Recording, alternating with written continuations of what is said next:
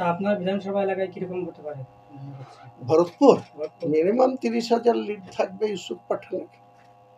Highest lead আমি বলেছিলাম ভোটের আগে, কিন্তু অনেকগুলি কারণে ফ্যাকশনে সেটা হয়ে ওঠেনি। হায়েস্ট লিড থাকবে আমার যেখানে হোম, আমি যেখানে বসবাস করি, প্রথম যখন জেলা পরিষদের জিতি, যেখানে এমএলএ হই প্রথম, সেই রেজিনগর বিধানসভায় আমি মানুষকে যেভাবে আমার প্রতি তাদের আস্থা বা তারা যেভাবে ইউসুফ পাঠানের পাশে হুমায়ুন কবিরের কথায় হুমায়ুন কবিরের প্রতি আস্থা রেখে যেভাবে ভোট দিয়েছে, তাতে 40-এর উপর লিড হবে রেজিনগর বিধানসভায়।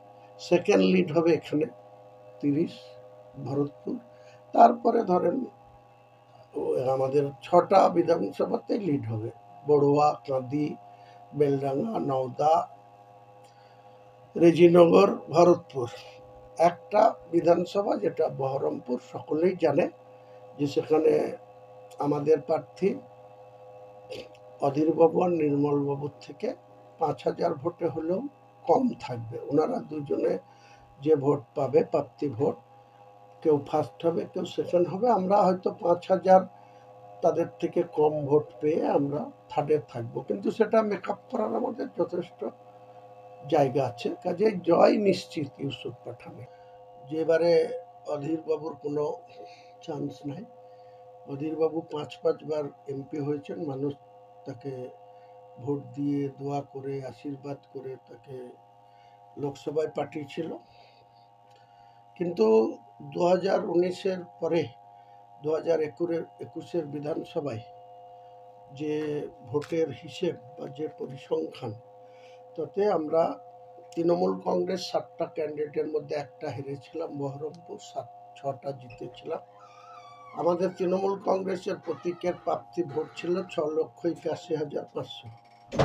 বিজেপি, ভারতীয় জনতা পার্টি 7টা জায়গায় কন্টেস্ট করে তাদের প্রাপ্তি ভোট ছিল 4,27,700। আর অধীরবাবুরা 7টা জায়গায় কন্টেস্ট করে সব জায়গাতেই থার্ড হয়েছিল এবং তাদের প্রাপ্তি ভোট ছিল 1,98,700। তো সেখান থেকেই এমন কিছু ঘটেনি 2021-এ যে মিরাকেল কিছু অধীরবাবু করে দেখাবে।